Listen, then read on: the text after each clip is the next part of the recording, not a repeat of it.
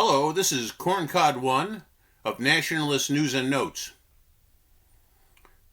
My little mini speech today will be called Everything Will Be Made Manifest. The forces that oppose the American people and seek to turn us into something worse than slaves is an extremely powerful force. If somehow this cardboard cutout Biden is sworn in as the illegitimate president of the United States, we can be sure that the real president will be George Soros, who always wanted to destroy the USA and its people as a kind of side hobby from his day job of being a zillionaire investor. We have so many people and institutions arrayed against us. Big business, Hollywood, the media, universities, the Democratic Party, most of the Republican Party, the FBI, the CIA, Western governments, etc. Interestingly, though, we do have something important in our favor: high technology and the relatively free flow of information. When oldsters like me were growing up in the 60s and 70s, there were 3 television networks. There were essentially 2 newspapers, the New York Times and the Washington Post.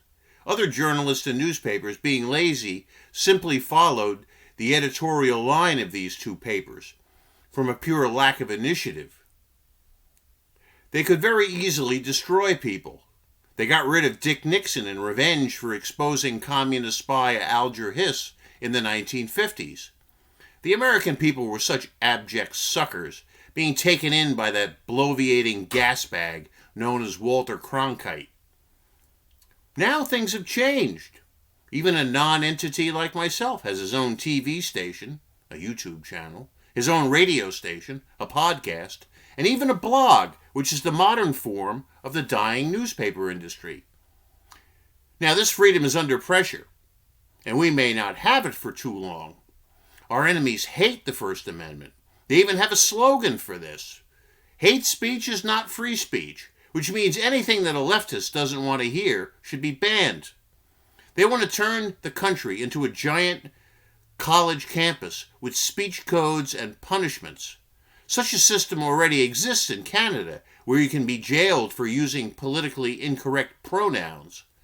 They can't wait to install a Chinese communist-style social credit system, where the politically reliable are given extra privileges and those of poor ideological pedigree are marginalized by means of a huge computer program. There's no doubt about it, free speech is under serious threat.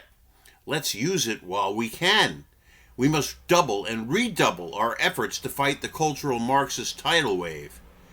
If or when things become really bad, we can use the old samizdat system developed by the dissidents in the old Soviet Union in the post-Stalin period.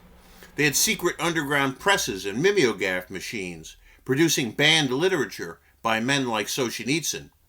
Get yourself an older model computer, if you can, that is not connected to the internet, and a couple of printers. We might be needing them later. For now, though, the secrets of the enemy always turn into open secrets. Thanks to the free exchange of facts, the so-called Russian dossier and other plots by the FBI and CIA were exposed and subject to rightful public ridicule. In a lot of ways, we have forced them out into the open. They had to expose themselves in their final effort to destroy Trump. They may succeed, but a deep state is no longer some kind of wacky conspiracy theory. It's the truth. And at this point, everyone with half a brain knows it.